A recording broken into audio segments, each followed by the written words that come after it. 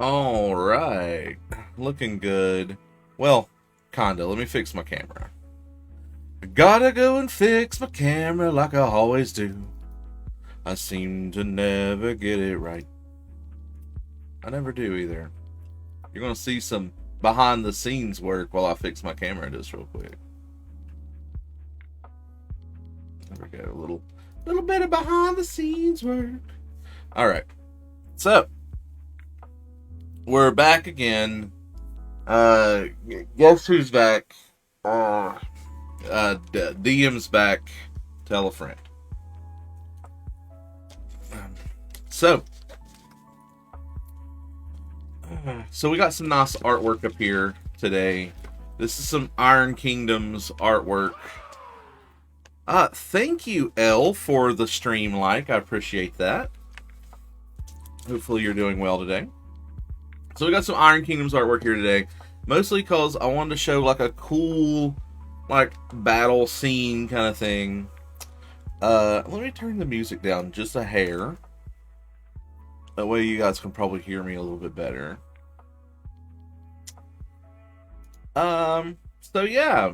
So we're going to talk about the Age of Rebirth, which is my other campaign I got going with all novice players.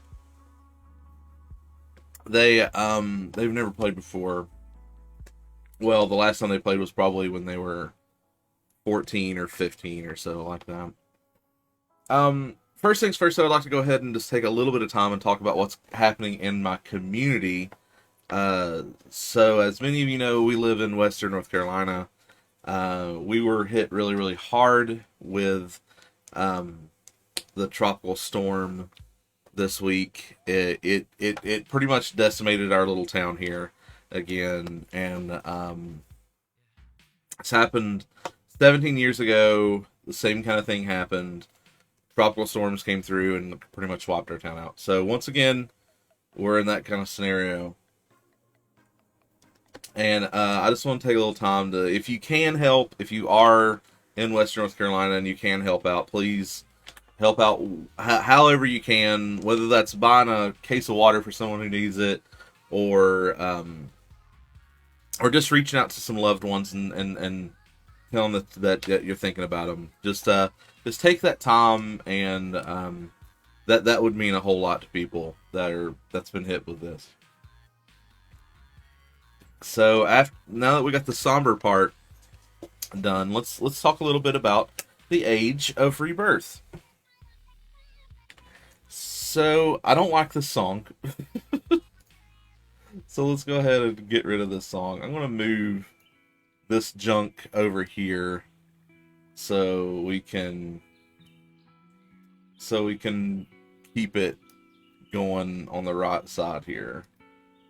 All right. So, like I said, this is a campaign. Wish that this would work correctly for me today, but it doesn't seem to want to be working with me. Oh. Well, that's weird. Okay, so Age of Rebirth. So brand new campaign with some novice players. We have so these are guys. Some of these guys I haven't talked to in probably the better part of 20 years, and we got 3 players. We have an android sorcerer, we have an orc fighter, and then we have a shoonie, which is kind of like a pug dog, like a dog person sort of. But we decided that he wanted to be not a pug; he wanted to be a corgi, which I think is really cool. And he is a shoonie ranger, like I said, which is like a corgi person, like 3 foot tall. And he has a cat as a pet, which is kind of cool.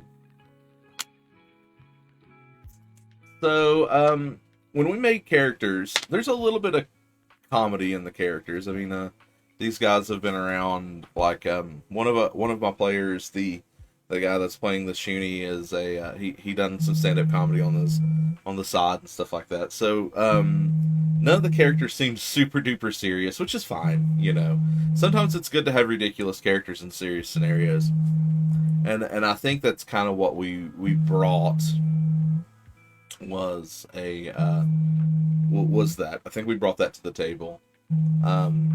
Which you know, it can be a weird juxtapose between, you know, the characters being ridiculous and all this like real world shit going around them. So we started our campaign out. They are a mercenary company, but they're indebted. Oop, I hit the wrong button. And they're indebted to like the local thieves guild. And they were supposed to wait for this caravan to come through, like this carriage that was holding something inside of it that they needed to steal for the thieves guild.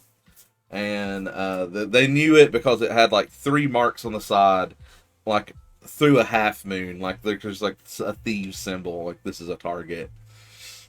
So they had this flare gun that they could fire up into the air to like brighten everything.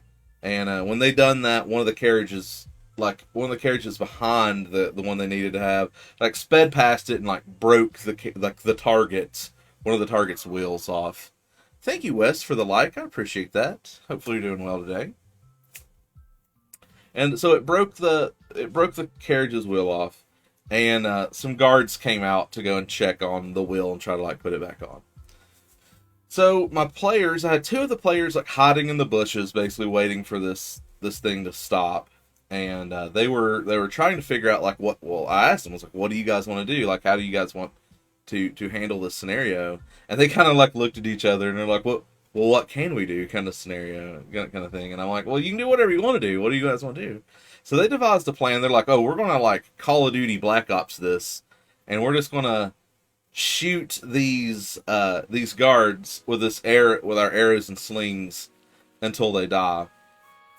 So one guy had a longbow, and he fired.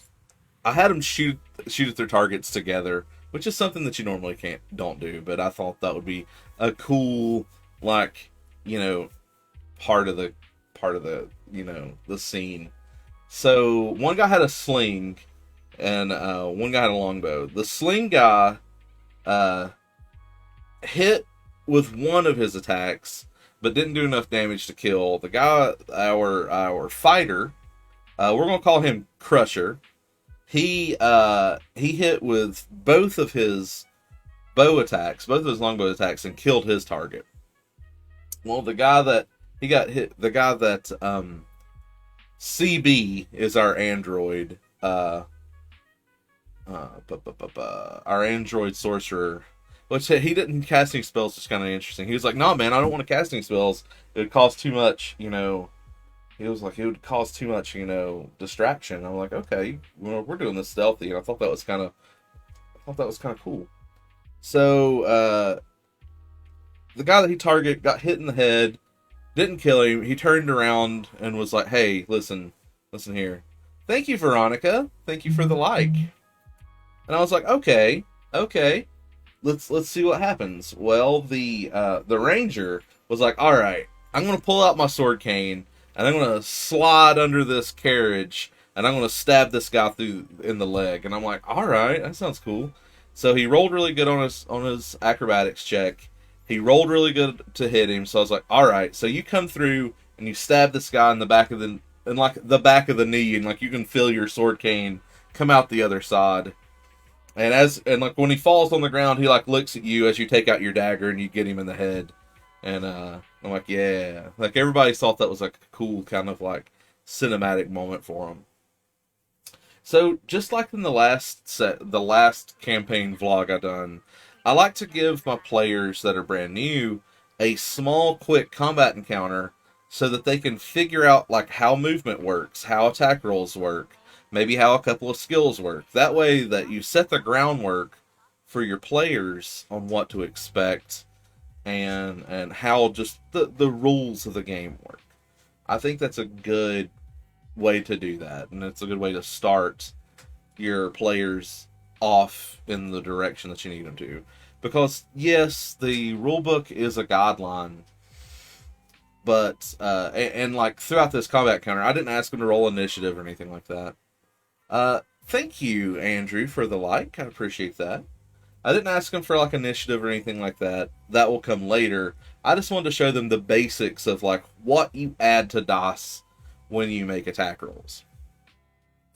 So they're left with a conundrum. So as they're standing there and they're like, okay, we need to get into this caravan somehow.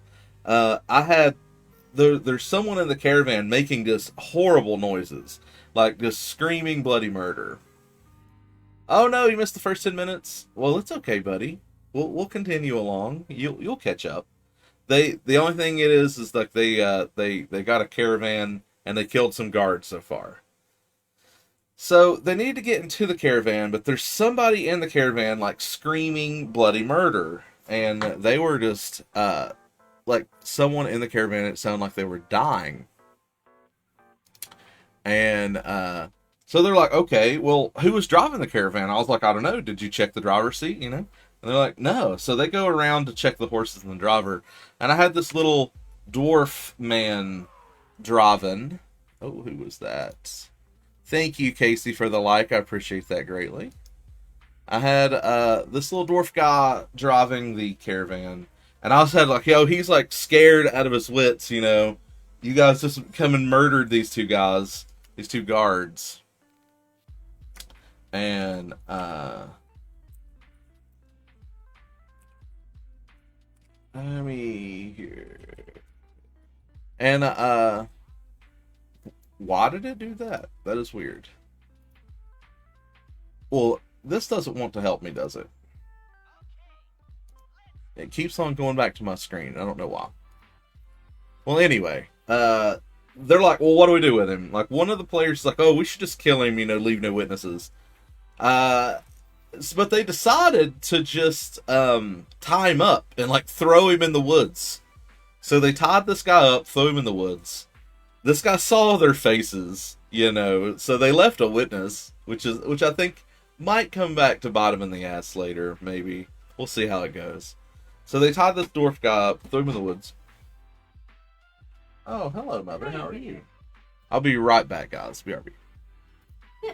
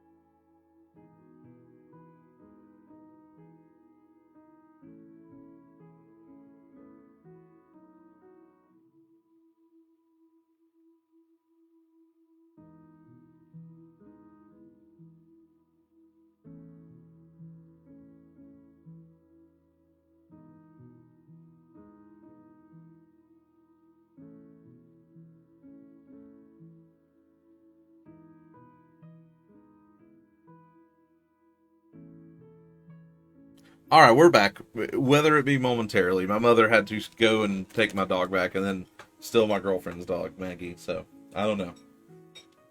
I don't know what my mom's doing. Where was I? So they tied this guy up, threw him in the woods. This guy's screaming bloody murder in the back of this caravan, this carriage, and they don't really know what they're going to do with it. So our warrior decides to jump up on top and like pull up one of the boards to just take a look down into it. So I was like, okay, you can do that.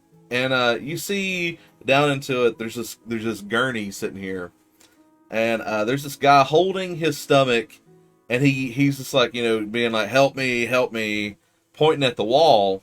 And he's like, okay, what is he pointing at? It's like, well, it's still like a wall full of like medical supplies. And they're like, okay, well, okay, let's. I don't know what to do about this. So they jump down and they like open the doors and they pull the guy outside, and he's sitting there just screaming in the night. So they go back and they're like, okay, well, what kind of medicine's on this wall? So I had him do a medicine check, and I had him find basically like medieval morphine. I called it like a potion of numb or something like that. I called it like a potion of numb or something like that. So, okay, I'm gonna have to pause again. Sorry, guys.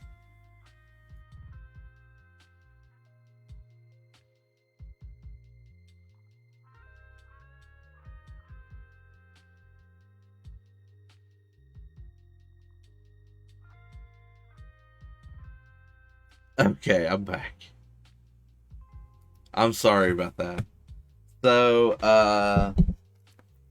what was I gonna say? So I had them find like a potion of numb. I called it a potion of numb. They basically found like medieval morphine. So I gave them two vials of it. I know, Kiara. I'm sorry. They gave one of the vials to the guy that was on the gurney, and they start questioning him in his like morphined up state. So they ask him like, how did this happen? What did you do? He said that he like pulled back like this wound that he had on his chest. And he's like, I don't know, man. Something. I was working with the guard, and I found, because he was like a city guard. They're in this. They're outside this town called Noxton, which is on this like it's a relatively big town, and he was a city guard of Noxton. Yes. Oh, thank you, honey. And I was like, okay. They his city guard in Noxton. He told them that he was working with like trying to figure out the lizard folk problem in Noxton. Well, he's like something got into the sewers and like drove them out of their sewer homes. And while he was down there, something like stabbed him, and he started feeling sick a couple of days later. And they were transporting him to a different place. So the players were like, okay, well, that's weird. We're not here for you, but we're here for what you got in the back there. And they find like this little chest filled with, because like what they were transporting him with was basically like a town um, guard carriage. It wasn't like a medical carriage, but they just had medical supplies there. Kiara, excuse me. I'm sorry that you're not getting enough attention, but I love you very much. Uh, and they found like the chest they needed to do, which was like full of like these gemstone type things. But they walk outside and they're like, "Well, what do we do with this guy?" So as they keep talking to him, he keeps like holding his stomach, and they can like see something moving into his stomach. Well, unbeknownst to them, he was infected with this thing right here. He was infected with a. That's not the right thing at all. Well, that's not the right. Hold on. Did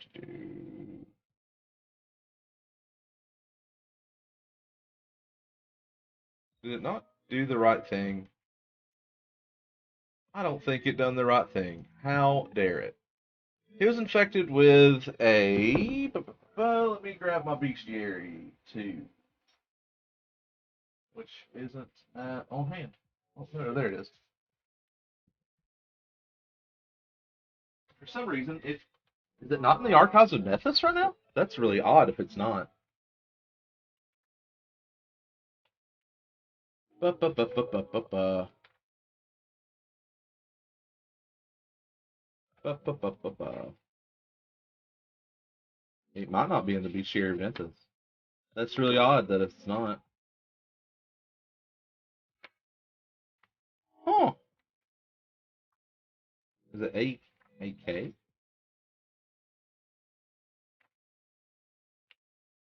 Oh yeah, it's 8K. With one of these guys. An Akata.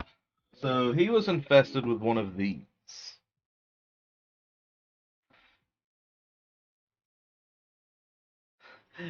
Not an Anku. An Akata. Uh and what these things do is they're like hairless, like quadruped things. But I made them. I changed it a little bit. So I could have had them be more like beastie, kind of like this. But I like the idea of them being more snake-like and like slipping in through like with their little snaky kind of like almost like xenomorph top chest burster snake action. So he had one of those in him as like a baby. So they're like sitting there and they're like, what do we do? What do we do here?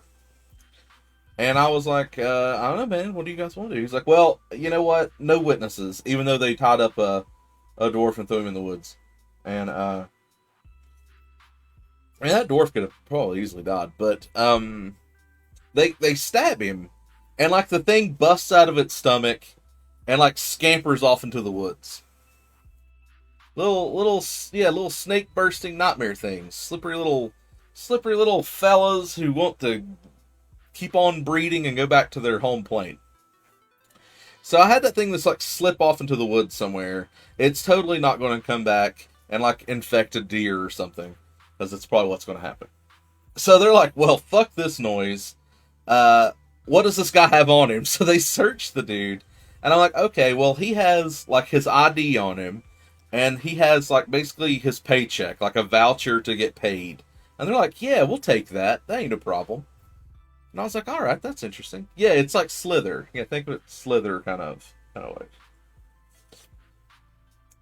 Um, I was like, yeah, yeah, you can take that. So so they take that and they go off back to Noxton. So they know where their drop off point is for like this box of gems that they have. So they take it back to the drop off point, which is like under a which is like under like a boat down by like the river district. They find the boat and they put it under there, and they're like, okay, well, what should we do now? And I'm like, well, I don't know. What do you guys want to do? So they're like, well, it's really late. So they go back to the bar, and they have some fun bar time where they do some drinking and they goof around, normal like D&D bar scene top shit. And I thought that it was really interesting that they by now they're kind of slipping into this. Okay, we can just kind of do what we want to, and Matt will just tell us to throw clickety clacks when when we need to throw clickety clacks. I was like, yeah, you can figure that out. And so they have some drinks. One of the guys gets really drunk. Kiara, you're being a turd right now. One of the guys gets really drunk and passes out at the bar. Normal stuff. And they wake up in the morning. To the sound of like crackling bacon and the smell of delicious greasy eggs probably being made. Um, they as they go upstairs to eat some bacon and eggs and do the normal like breakfasty top D&D shit. I had a woman scream outside. Well, two of the players are like, you know what, fuck that old lady. I don't care. Well, my android player is like, nah, man, I'm going to go and check on her. I'm going to go see what's going on. So he goes out there, and it's this lady with like a leash, and she's like, oh no, I just walked down this pathway, and something grabbed Fluffles, my little doggy Fluffles. And I was like, yeah, like the guy was like, oh no, oh shit, okay, I run down the alleyway to check on her dog, And I say that you get to like this grate and you see like a blood smear and like some fur like stuck in the grate. And he's like, okay. And he's like, okay, so I'm an android, right? I'm like, yeah, you're an android. He's like, okay. I just walk out there and I'm like, listen, lady, your dog's dead. And like a deadpan, like your dog's dead, ma'am. And I was like, okay, that's kind of cool. And I was like, well, she reaches out to you and starts crying and gives you a hug. And he's like, okay, I guess I just stand there awkwardly while she hugs me. And I'm like, okay, you can do that. That sounds good.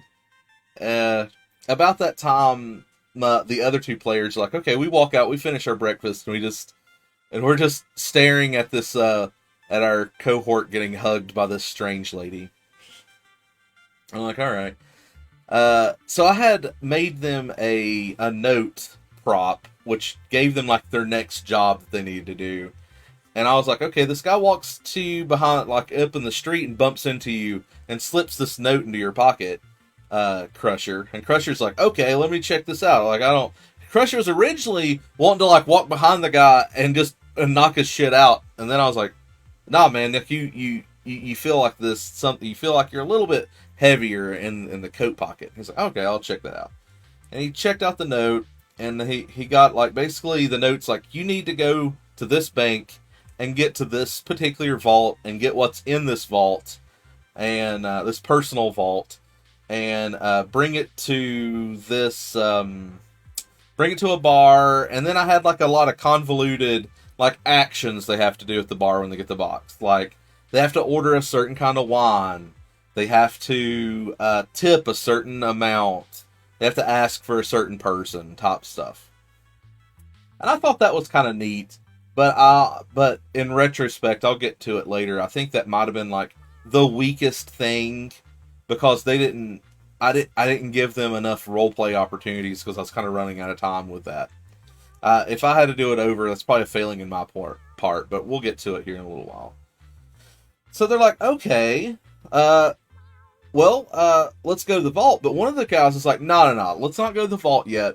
Let's not go to the bank yet. It's really, really early. I want to go find this dude's family that we killed because he had that thing in his stomach. And I was like, okay, that's different.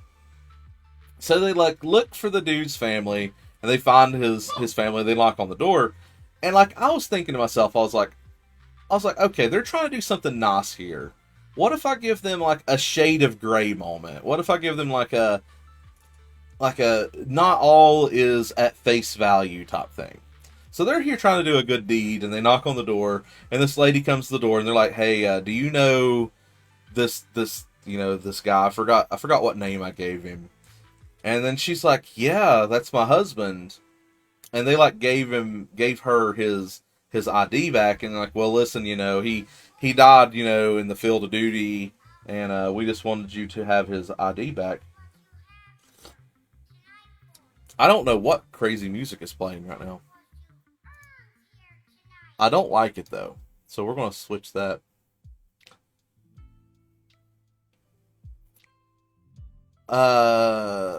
So they're trying to give her this ID, and she like takes the ID, and I was like, okay, I'm spinning this. And she like looks at him. She looks at the ID and looks at him, and she's like, "About fucking time. This guy beats my fucking ass every single morning. Like, you know what? I'm finally out of it. Praise Garen. I'm finally out of this shit." And like my party was like, "What?" It's like taken back by this lady being like, "You know what? Fuck him. He's a piece of shit." And they're like, "Okay, that seems really weird." And then one of the guys is like, "I don't know, man. This seems fishy to me. Can I do like a diplomacy check or something to figure out more about her or maybe about their relationship?" And I was like, "Sure, man, do a diplomacy check." So he does one. He rolls really, really high. Like he rolls like a 24 or something.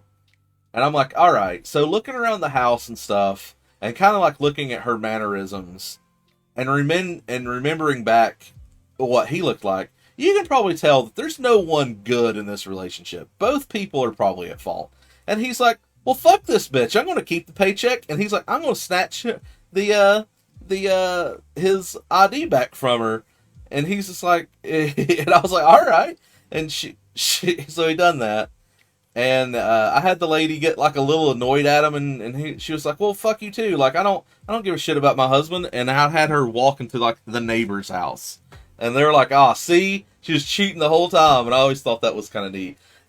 It's a good idea that if you're players, even if you haven't thought about this, if your players are on a line of thought, give them a little bit. If it's not going to affect your overall arc, just have their line of thoughts be vindicated. Have it be like, yeah, that's the truth. You were right. You got me. And I feel like that's a good idea. Even though that whole thing was improv, it's just a good idea to have your players be right. And I think that's good. Oh no. Yeah, okay, Mr. Wands. What do we got here? What are your thoughts on Steve Austin being asked to job to Brock Lesnar in 2002? Follow-up question. Do you think Austin was right to quit over the situation? Taking account his spinal injuries from Owen Hart. No, he should not have jobbed for Brock Lesnar in 2002. Steve Austin was still one of the biggest names in the game at the time. Brock Lesnar is fine, but he needs to go and choke down some more steroids. So they were like, okay, well, we got this guy's ID and we got this guy's paycheck, but we haven't been able to cash it yet. So our ranger corgi, his name is Sir Fat Wolf. We're going to call him Fat Wolf. Decided, he's like, okay, well, I'm going to go to this guard office and try to get paid. So they go to a guard office. They go in. He's like, the guard was like looking at his ID, and he's trying to cash this guy's paycheck. So I had Fat Wolf make a deception roll, and he cranked it too. They rolled like crazy high the entire session, and that's a good way to start a session off because you can show your characters as being way, way powerful, and they got what they wanted. So he cranked the deception check, and he knew a lot of stuff about this person he's trying to imitate. And he's like, all right, man, thank you for the paycheck.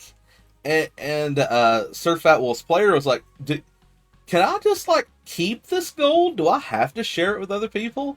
I was like, well, to be nice, you can share it with other people, but you don't have to. You can always just go out there and lie to them and be like, nah, man, they didn't take the paycheck. He didn't take the plan. So he did. So he walked out there and be like, nah, man, I didn't get paid. Kidding.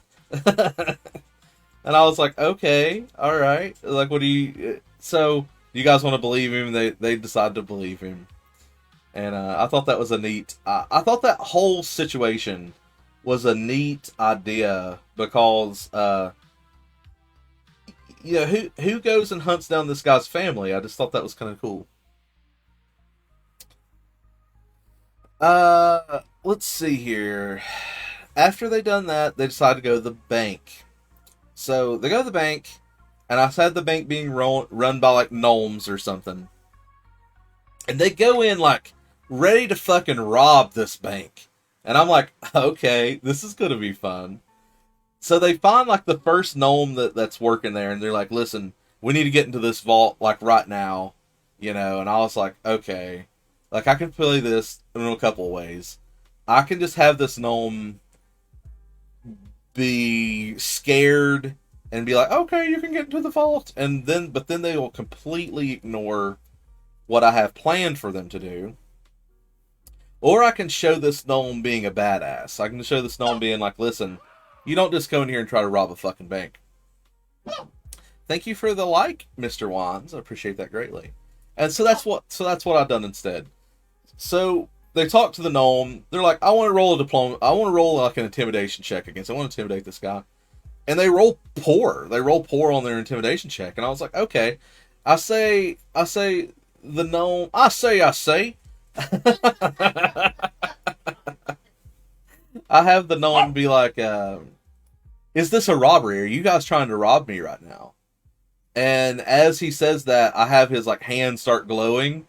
And the person intimidating him, which I think it was the sorcerer CB was doing the intimidation, and I was like, man, you start feeling a lot of heat coming off of this gnome's hand.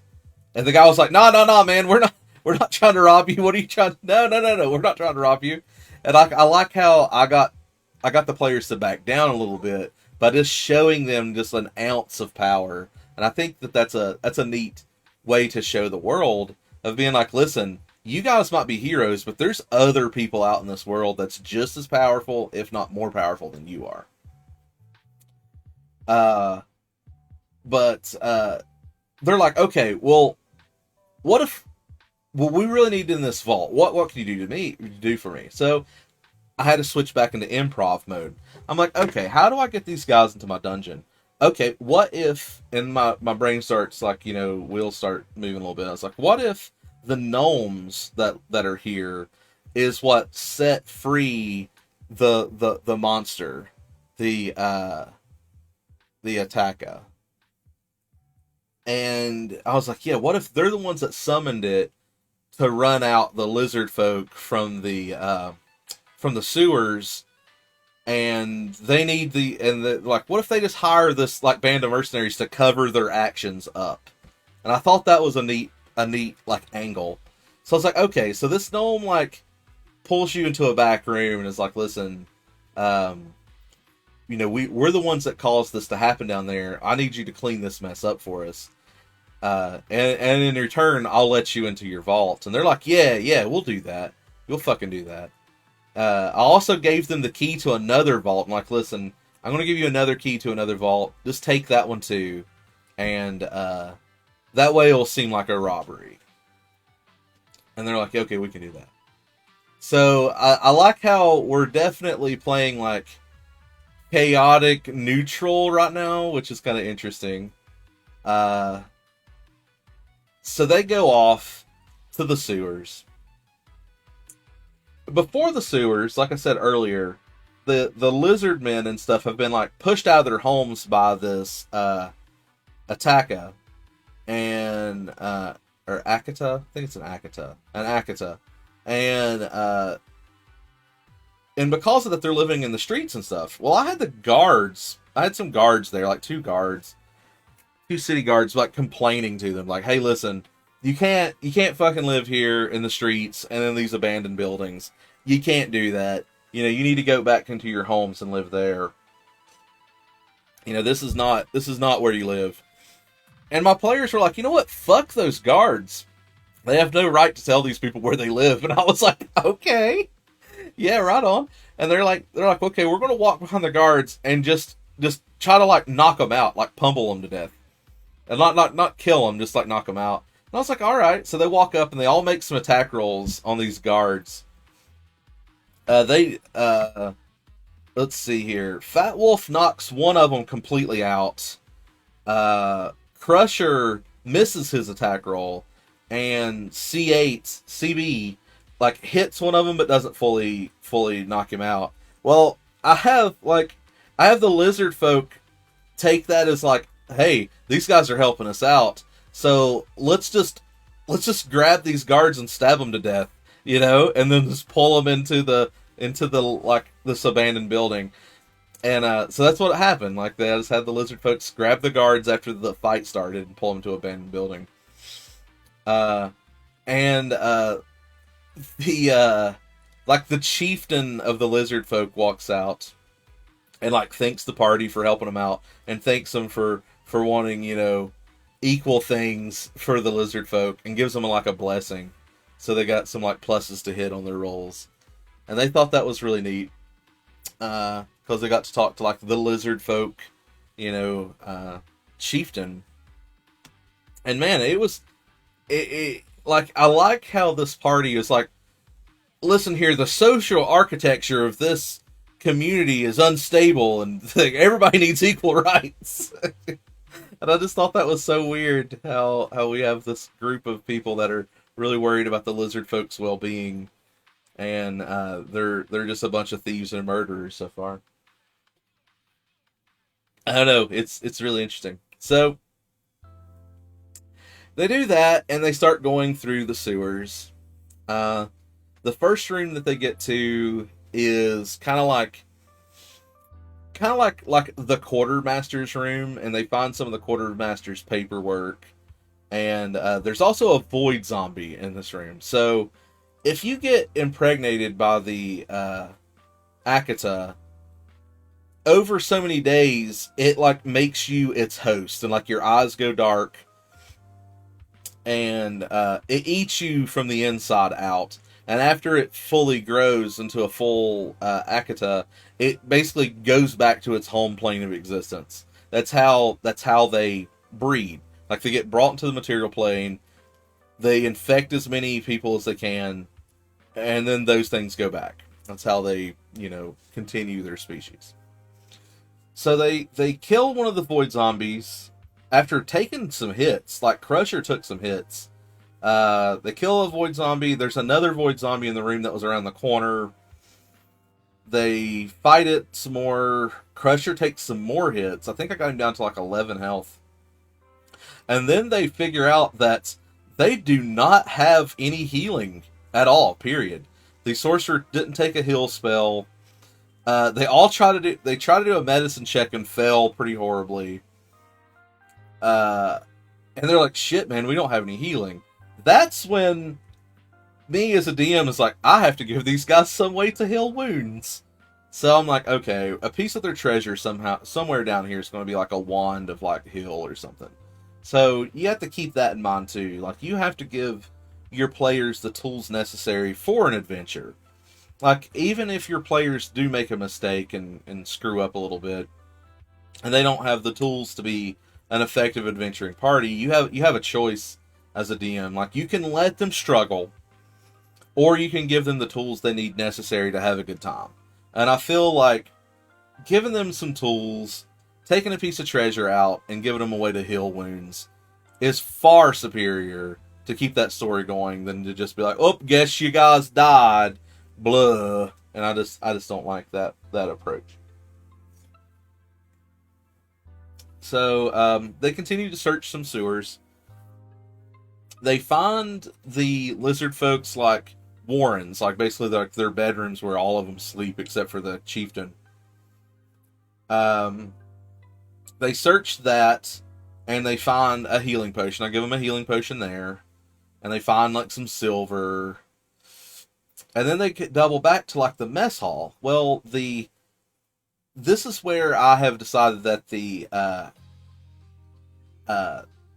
Akita's like den is going to be, and I've already decided to pump up. I've doubled the Akita's hit points. And if he ever gets at half health, he's going to run. So they walk into the Akita's lair. I roll secretly on what the Akita's stealth roll is going to be. And he rolls crazy high. He rolls like a 27. And I'm like, okay, these guys are not going to see this Akita.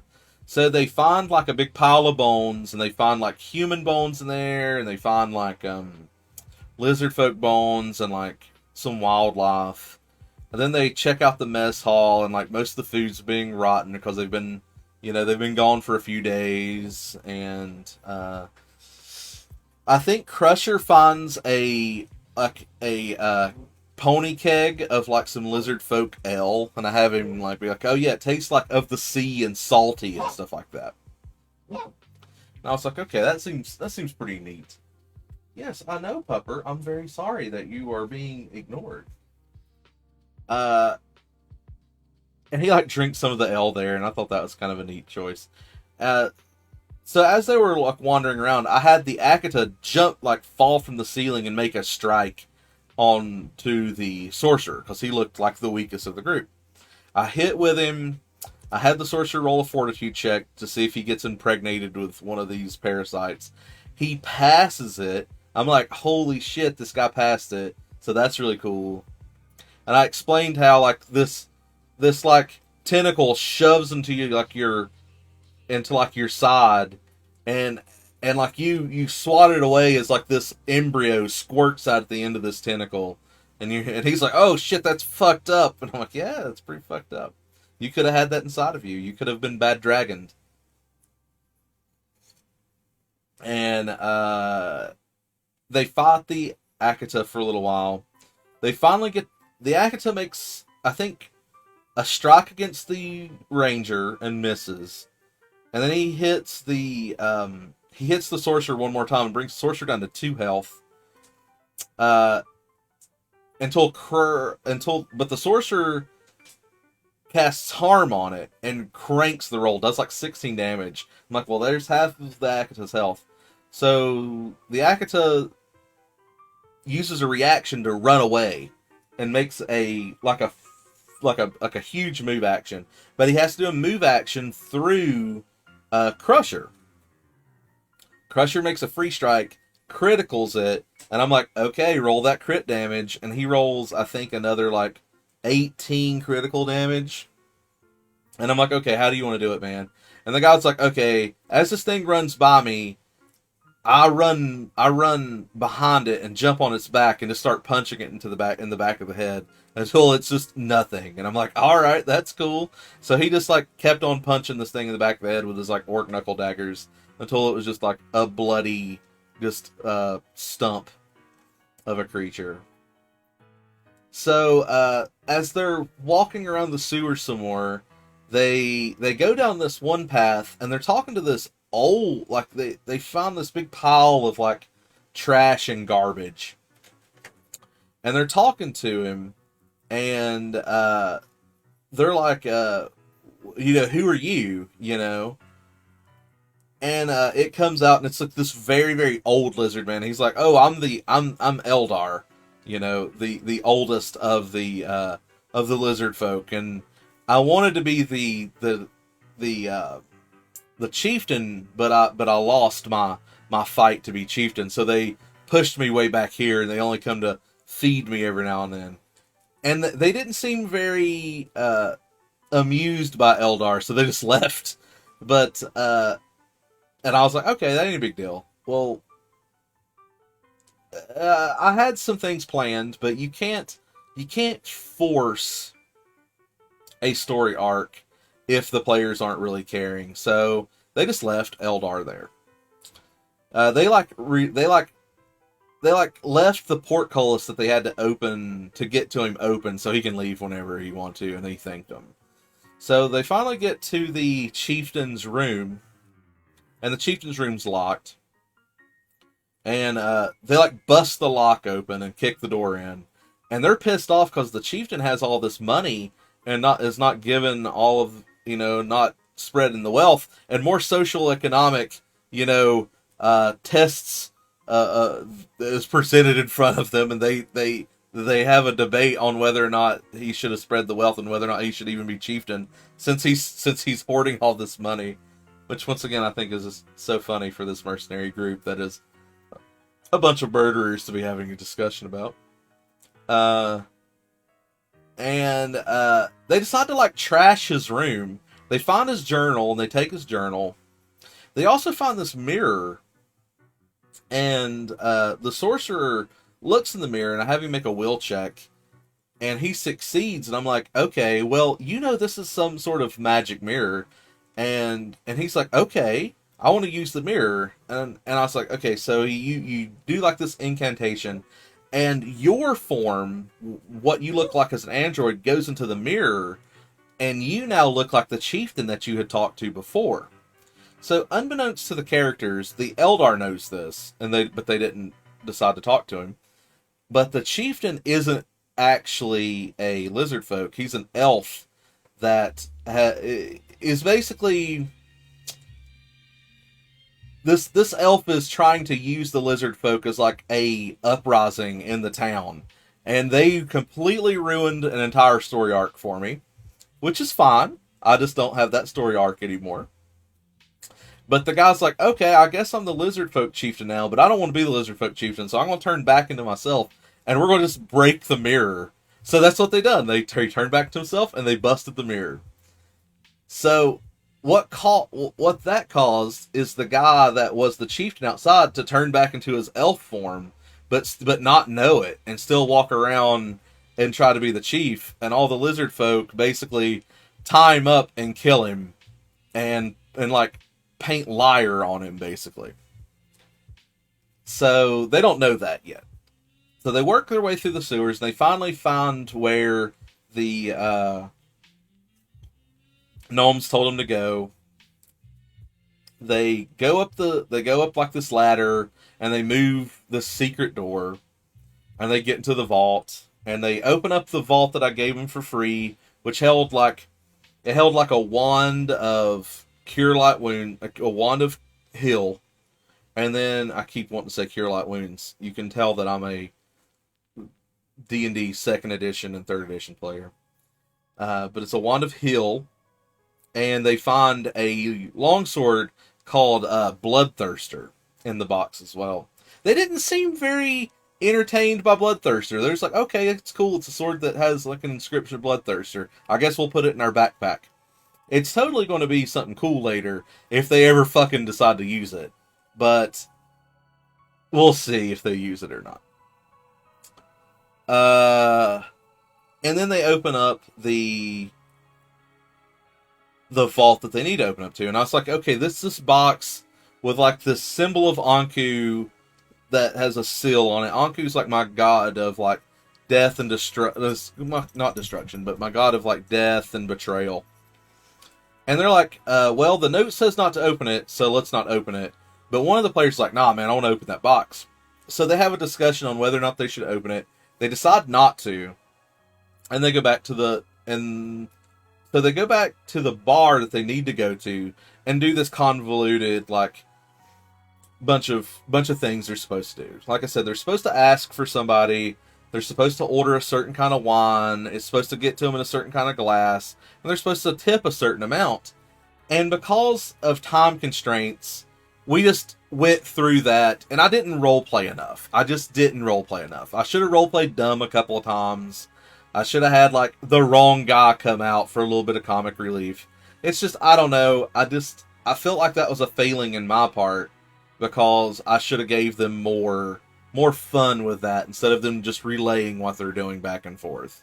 I just felt like it felt a little flat on my end. They might have been having a lot of fun, but it just felt flat. I should have done more things. Maybe I should have had a guard in the bar, like hassling them or something. I don't know. I should have had something else to do there, or maybe some props. I think if I'd have done that again, I might have actually had like a bottle of wine there and poured them the wine and acted like the bartender and like had the full props and something like that. I felt like I dropped the ball a little bit on that one, but I was a little stretched for time at that point. So they done all the things necessary, and they're like, if you've done all the things we told you that was necessary, you need to go behind the bar, like not behind the actual bar, but the physical structure, and somebody will meet you there. Well, they go behind the bar to meet the person that they need to meet, and this lady in some evening wear, like really, really fancy looking clothes, walks out behind them, and she's like, so you guys, do you guys have the package? They proceed to like grab their crotches and be like, we got your package, her. And I was like, okay, some dick jokes, that seems about right.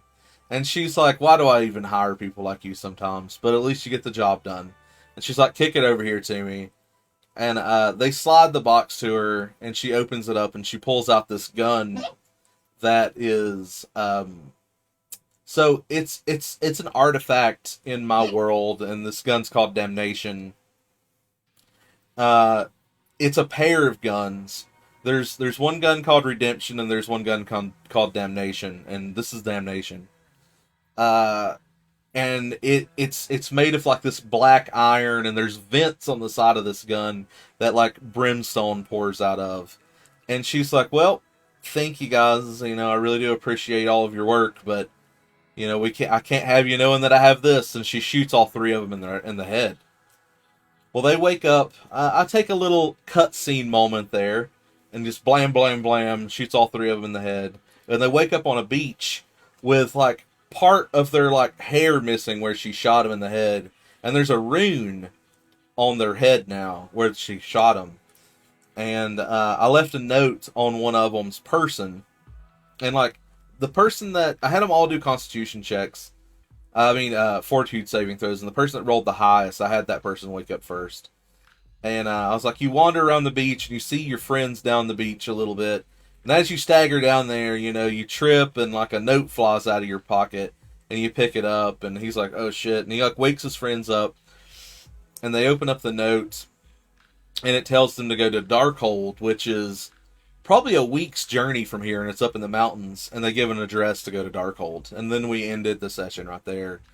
And I don't know, like, I felt like that was a good stopping point for the session, and I didn't expect my players to roleplay so much. Like, they really got into their characters. They really, really enjoyed it. One of my players, was a little hesitant about like what role-playing is and what it could be. And but that's normal, I think, for someone to be a little hesitant about, what is Pathfinder, what is Dungeons and Dragons, how do I roleplay this character? But after a little bit of time, they all got kind of like really, really into it. They all had a really fun time.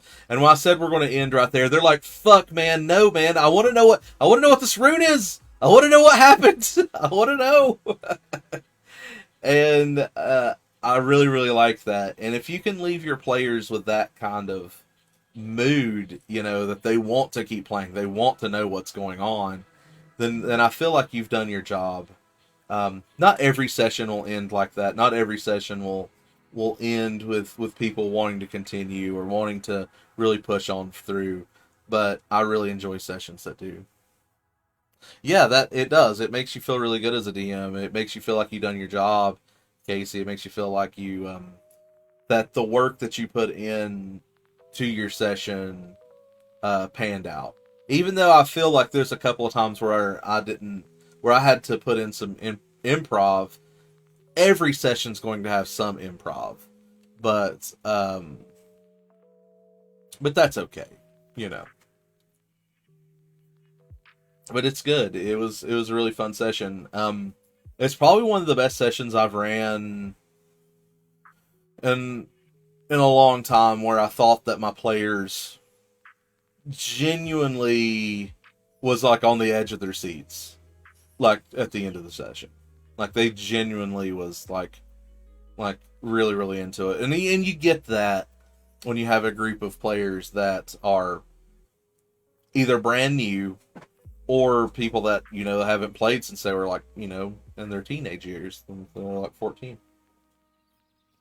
My player that played Crusher came up to me and was just like, "Hey man, you've really upped your game since you were like, 14." And I thought that was kind of fun. He's like, "Man, I didn't expect you to do all of this. I didn't expect, this to be this cool." And I thought that was really, really neat. So, yeah, I had a lot of fun and stuff like that. So, I guess a little bit of, unless you guys have any questions for me in chat, I don't know how many people are watching me. I don't keep up with that anymore. But by all means, if you got some questions, just throw them in the chat, and I'll get to them as I wrap up some stuff here. But I'm going to start doing these vlogs more regularly, and if there's something that you think that needs to look a little different or something about the vlog, by all means, let me know. Like, if you like artwork, I'm going to try to change the artwork each time. But every time I do a session, we're going to make a vlog. And I got session 2 of War Torn coming up this Sunday. And I'll be vlogging about that on Monday. We'll also be doing our first episode of basically Matt and Veronica play some games. And I don't know. We names in. All right, Kiara, you're getting picked up. Come here, you little turd. Come here. And me and Veronica are going to play Chrono Trigger, and I'm going to be playing Chrono Trigger, and me and Veronica are going to talk about Chrono Trigger and talk about what it means to me, as a video game, and we're just going to discuss the game. And I think it's going to be a cool little thing. And then that afternoon, I'll be doing my vlog about War Torn Session 2. If you haven't checked out War Torn Session 1, go and check it out. It's still up there. I'm also going to start uploading some of the stuff to... I'm going to upload my vlog stuff. So I have a channel called The Village Ruffians. And it's not the Groundbreakers YouTube channel. I might have to try to get into that one. But I kind of want to put my vlog stuff over onto the Village Ruffians. I might do that. I haven't decided yet. Oh, what is it, little girl? Oh, she eyes hot dog. But yeah. I really enjoyed, oh, she hot dog. I really enjoyed this session. It's fun to play D&D with people that aren't fully aware of what D&D is yet, and I think that's really cool. So, oh, you giving me kisses? Thank you, Kiara. I appreciate that. So we're going to probably just wrap it up here. If I might put out a questionnaire pretty soon on what you guys want to see. Like, do you guys want to see more roleplay, me doing DM things on the channel? Do you want to see more video games? I'm kind of in a video game slump right now. I have been playing some Hades lately, but I get a little bit too into it, and I don't know if that would make good videos or not, of me going, God damn it, and getting mad a lot. So, not necessarily mad, just annoyed. And I don't know if, I mean, I'm sure you guys would love to see that, but I don't know. But we're kind of in a lull right now because we're going into fall and titles are going to start coming out. Expect Halo stuff within the next few months to start kicking in. I actually need to work with Andrew pretty soon here, probably Andrew and Justin, to see if we want to do a, we might even try to find a fourth, to do like a 4-player Halo-thon, where we play through all the games before Halo Infinite comes out. Whoa, did you nearly fall from a sneeze, Kiara? So we need to start doing that, so you might see that. And I want to relaunch the podcast pretty soon, but that's just something that's kind of like pie in the sky right now. And I know that Edward is working on a live play table. So once he gets that done, we will figure that out. Yeah. Yeah, we definitely need to do that, Andrew. So, yeah. So expect some more stuff out of the channel soon. I'm going to continue to do more D&D stuff. I'm actually going to do some D&D prep tomorrow night. So we're going to have some like late night D&D prep because I got to prep for my game Sunday.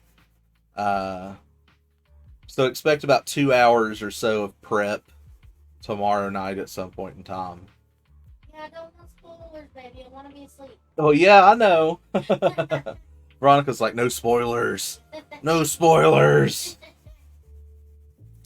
But anyway, it's been fun talking to you guys and doing my vlog again. And I hope you guys enjoy it. And we'll catch you next time here on the Groundbreakers. Let's go break some ground.